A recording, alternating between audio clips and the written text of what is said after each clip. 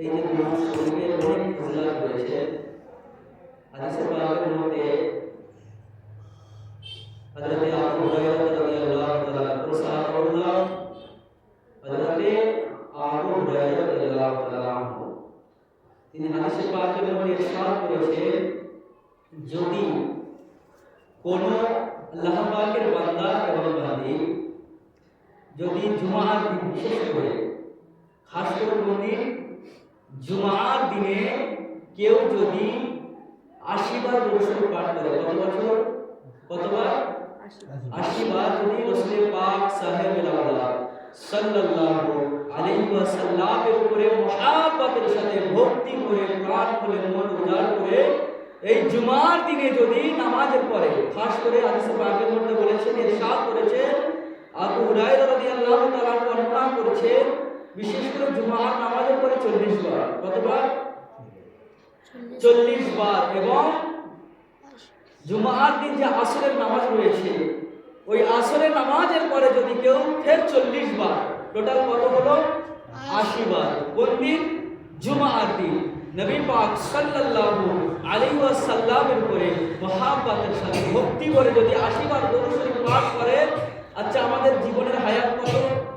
কেউ হয়তো 60 বছর, কেউ 70 বছর, কেউ 50 বছর, কেউ 40 বছর। এই 40 বছর, 50 বছর, 60 বছর হায়াত নিয়ে আল্লাহ তাবারক ওয়া তাআলা আমাদেরকে কোথায় পাঠিয়েছেন? এই পৃথিবীর মধ্যে, এই ধরাতলে, আসমানের উপরে, জমিনের নিচে আল্লাহ তাবারক ওয়া তাআলা আমাদেরকে পাঠিয়েছেন রব্বুল আলামিন কারণ 50, 60, 70 বছর হায়াত দিয়ে। তা আবু হুরায়রা রাদিয়াল্লাহু তাআলা আনহু হাদিসে পাকের মধ্যে, হাদিসে কুদসির মধ্যে বর্ণনা করছেন, মিশকাত শরীফের হাদিস বর্ণনা, আবু হুরায়রা রাদিয়াল্লাহু আনহু, যদি আল্লাহর কোন বান্দা পবিত্র জুমার দিনে নবী পাকের উপরে 80 বার দরুদ শরীফ পাঠ করে থাকে, দরুদ শরীফ পাঠ করে তেলাওয়াত করে, আল্লাহ তাবারক ওয়া তাআলা তার জীবনের 80 বছরের গুনাহ খাতাকে মাফ করে দেবেন। সুবহানাল্লাহ। কত বছর বললাম? 80 বছর জিন্দেগির গুনাহ খাতাকে মাফ করে দেবেন। এই যে আল্লাহ তাবারক ওয়া তাআলা আরো বলেছেন, যদি কেউ কোন বান্দা আমার নবী পাক সাহেবের আওলাদ সাল্লাল্লাহু আলাইহি ওয়াসাল্লামের উপরে একবার, সারা দিনে যদি একবার মুহাব্বতের সাথে দরুদ শরীফ পাঠ করে থাকে, আল্লাহ বলেন তার আমলনামায় 10টা রহমত নাযিল করবে। সুবহানাল্লাহ। শুধু তাই নয়, কার উপরে? নবী পাক সাল্লাল্লাহু আলাইহি ওয়াসাল্লামের উপরে যদি কেউ একবার মুহাব্বতের সাথে, বিনয়ের সাথে দরুদ পাঠ করে থাকে, আল্লাহ বলেন 10টা রহমতকে নাযিল করে দেবেন, তার সাথে সাথে 10টা গুনাহকে মাফ করে দেবেন। সুবহানাল্লাহ। এই দরুদ পাঠের অনেক অগণিত ফজিলত রয়েছে বলে শেষ করা যাবে না। আচ্ছা, আল্লাহ তাবারক ওয়া তাআলা বলছেন নবী পাকের উপরে একবার মুহাব্বতের সাথে দরুদ শরীফ পাঠ করলে 10টি রহমত নাযিল করে দেবেন। আচ্ছা, এই যে রহমতটা আমরা পাবো কোথায়? রহমত পেতে গেলে এই যে মসজিদের মধ্যে যখন আমরা প্রবেশ করি কি করি না? যখন আমরা এই মসজিদের মধ্যে প্রবেশ করি, কোন পা প্রথমে আমাদেরকে প্রবেশ করাতে হয়? প্রথমে কোন পা? ডান পা দিতে হয়। ডান পা দিয়ে মসজিদের মধ্যে কি করতে হয়? প্রবেশ করতে হয়। আমরা কোন দোয়া পড়ি? আল্লাহুম্মা ফতাহলি আবওয়াবা রাহমাতিক, হে আল্লাহ আমার জন্য রহমতের দরজাকে খুলে দাও। হে আল্লাহ আমার জন্য রহমতের দরজাকে খুলে দাও। কিন্তু আমরা মসজিদের মধ্যে আসলাম, কি করলাম? মসজিদের মধ্যে যখন আমরা প্রবেশ করলাম, মসজিদের মধ্যে যখন আমরা আসলাম, আসার পরে আমরা এই যে আল্লাহ তাবারক ওয়া তাআলা বলছি, যে আমরা যখন প্রবেশ করছি বলছি কি, যে আল্লাহুম্মা ফতাহলি আবওয়াবা রাহমাতিক, হে আল্লাহ রহমতের দরজাকে খুলে দাও, বুলন্দ করে দাও। কিন্তু এই যে রহমত, হে আল্লাহ রহমতের দরজা খুলে দাও, কিন্তু এই যে রহমতটা আমরা পাবো কোথায়? তাই তো নাকি? আমরা রহমত পাবো কোথায়? আল্লাহ তাবারক ওয়া তাআলা বলছেন, মসজিদের মধ্যে আসার পরে কেউ যদি, কোন আমার বান্দা যদি আমার নবী পাকের উপরে একবার মুহাব্বতের সাথে দরুদ শরীফ পাঠ করে থাকে, আল্লাহ তাবারক ওয়া তাআলা তার আমলনামায় 10টা রহমত নাযিল করে দেন। সুবহানাল্লাহ। দরুদ পাকের অনেক অগণিত ফজিলত রয়েছে, যেগুলো বলে শেষ করা যাবে না। আমার মূল বক্তব্য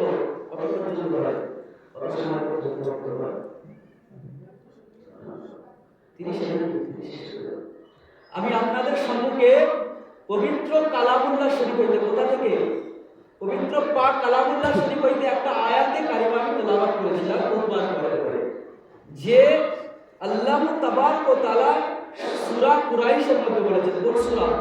সূরা কুরাইশ, ফালিয়াবুদু রাব্ব হাযাল বাইত। আল্লাহ তাবারক ওয়া তাআলা বলছেন পৃথিবীর মধ্যে অনেক ঘর রয়েছে, রয়েছে কি রয়েছে না? অনেক ঘর রয়েছে, অনেক বাড়ি রয়েছে, অনেক মাকান রয়েছে। আল্লাহ তাবারক ওয়া তাআলা বলতে চেয়েছেন ফালিয়াবুদু রাব্ব হাযাল বাইত, পৃথিবীর মধ্যে একটা ঘর রয়েছে, সেটা হচ্ছে বাইতুল্লাহ। কার ঘর? বাইতুল্লাহ হলো পাক এবং পবিত্র। সে ঘরটা কার ঘর বললাম? আল্লাহ তাবারক ওয়া তাআলার ঘর এবং বাড়ি। ফালিয়াবুদু রাব্ব হাযাল বাইত, আল্লাহ তাবারক ওয়া তাআলা তার বান্দাদেরকে বলছেন তোমরা মসজিদের মধ্যে আসো। কোথায়? মসজিদের মধ্যে আসো, ফালিয়াবুদু, আমার ইবাদত করো। কোথায় এসে? তোমরা মসজিদের মধ্যে প্রবেশ করবে, প্রবেশ করার পরে ফালিয়াবুদু, তোমরা আমার ইবাদত বندگির মধ্যে মশগুল হয়ে যাও। তোমরা আল্লাহ তাবারক ওয়া তাআলা আরেকটা আয়াতের মধ্যে বলেছেন বিসমিল্লাহির রহমানির রহিম, ওয়া ক্বাদা রাব্বুকা আল্লা তা'বুদু ইল্লা ইয়্যাহু ওয়া বিল ওয়ালিদাইনি ইহসান। আল্লাহ তাবারক ওয়া তাআলা এই আয়াতের মধ্যে বলেছেন ওয়া ক্বাদা রাব্বুকা আল্লা তা'বুদু ইল্লা ইয়্যাহু।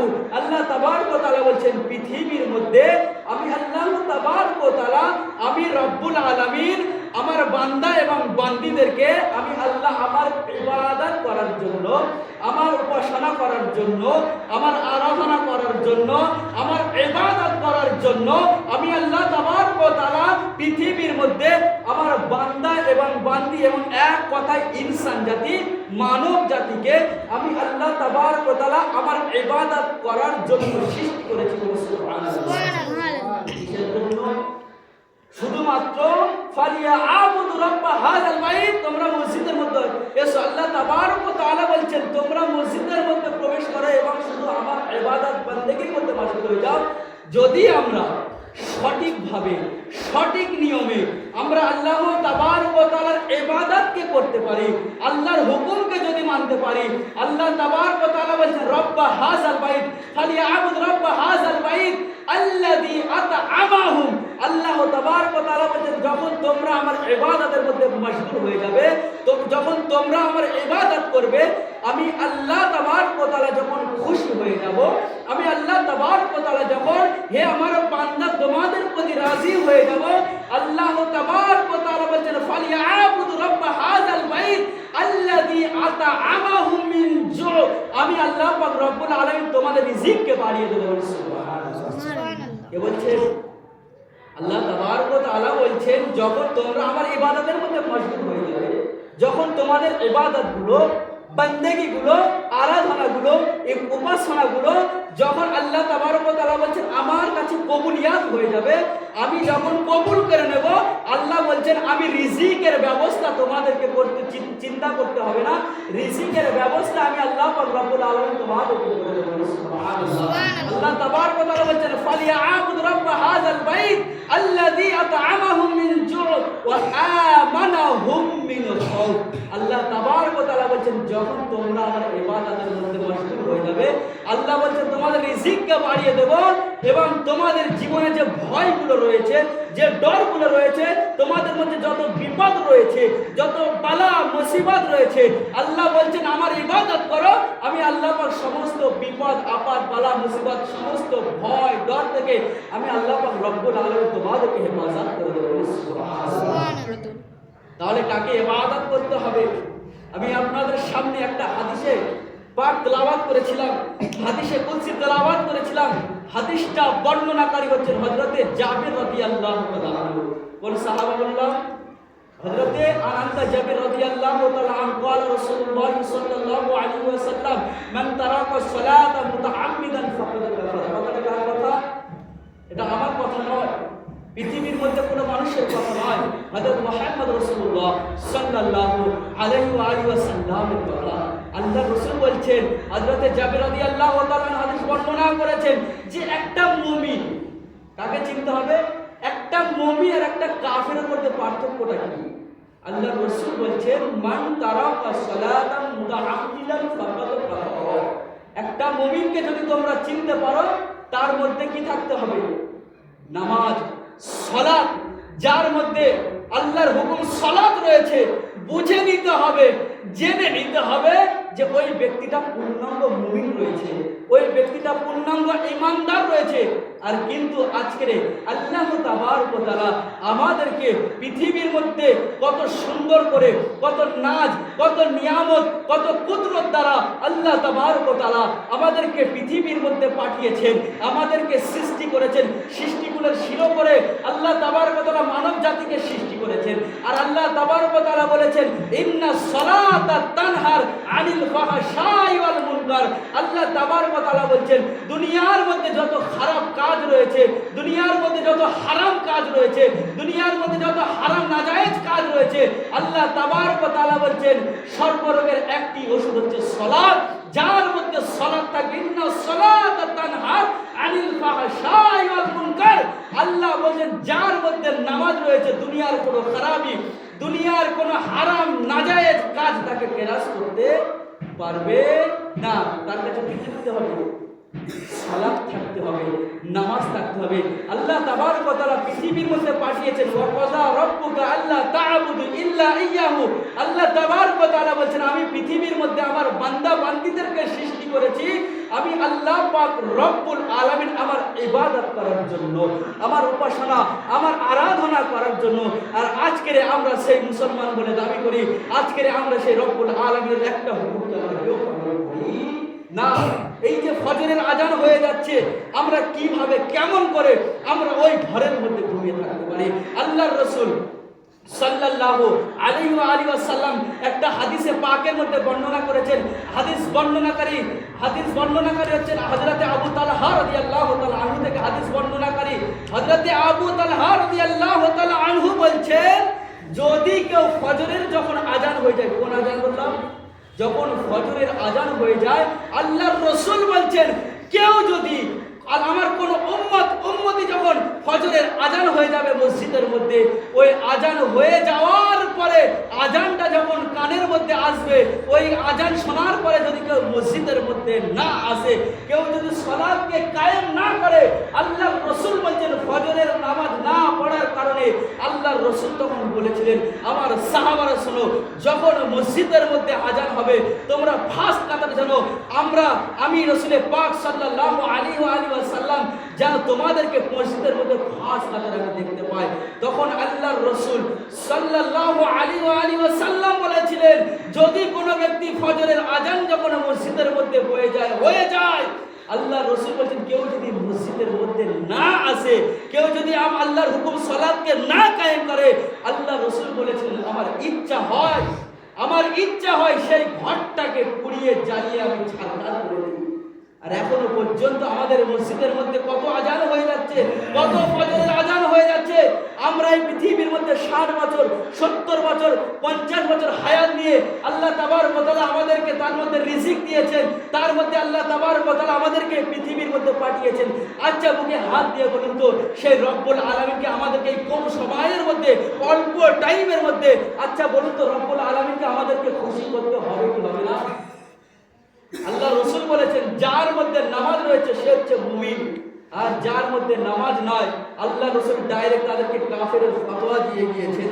আচ্ছা আমরা কেমন ভাবে মুখে দাবি করি আমরা ইসলাম ধর্ম অবলম্বনকারী, আমরা ইসলাম ধর্মকে ভালোবাসি, যেখানে আল্লাহ তাবারক ওয়া তাআলা পবিত্র পাক কালামুল্লাহ শরীফের মধ্যে বলেছেন বিসমিল্লাহির রহমানির রহিম ইন্নাদ দীনা ইনদাল্লাহিল ইসলাম। আল্লাহ তাবারক ওয়া তাআলা বলেন পৃথিবীর মধ্যে যত ধর্ম রয়েছেন, যত গায়ের কওম রয়েছেন, যত গায়ের মুসলিম রয়েছেন, আল্লাহ তাবারক ওয়া তাআলা বলেন পৃথিবীর মধ্যে সবথেকে উত্তম ধর্ম হলো, উত্তমতম ধর্ম হলো একটাই, সেটা হচ্ছে ইসলাম।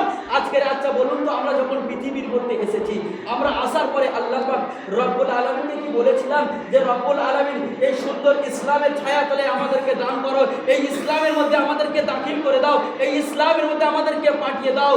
কিন্তু আল্লাহ বলছেন আমি যাকে ভালোবাসি তাকে ভালো জিনিসটা দান করে দেব। সেই আল্লাহ পাক রব্বুল আলামিনের সারা দিনে আমরা কেউ একটিবার আল্লাহকে আল্লাহ বলে আমরা ডাকি না।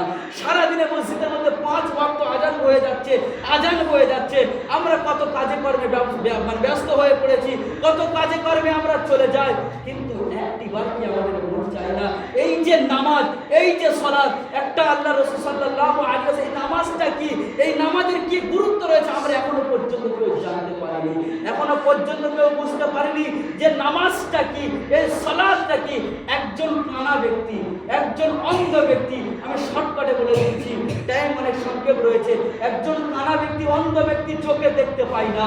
আল্লাহর রাসূল সাল্লাল্লাহু আলাইহি ওয়াসাল্লাম রাস্তার মধ্যে দাঁড়িয়ে রয়েছেন, ওই অন্ধ ব্যক্তি, তিরমিজি শরীফের হাদিস, ওই অন্ধ ব্যক্তি, কানা ব্যক্তি আল্লাহর রাসূলের কাছে এসে বলছেন, ইয়া রাসূলুল্লাহ, ইয়া হাবিবাল্লাহ, হুজুর আপনাকে একটা প্রশ্ন করতাম, আপনাকে একটা আরজি জানাতাম, একটা আপনাকে কথা বলতাম। তখন আল্লাহর রাসূল সাল্লাল্লাহু আলাইহি ওয়াসাল্লাম ওই অন্ধ ব্যক্তিটা, ওই কানা ব্যক্তি চোখের মধ্যে দেখতে পায় না, ওই ব্যক্তিটাকে বলেছিলেন, আচ্ছা তোমার কি প্রশ্ন রয়েছে, তোমার কি কথা রয়েছে, তোমার কি প্রশ্ন রয়েছে, আমাকে বলে ফেলো।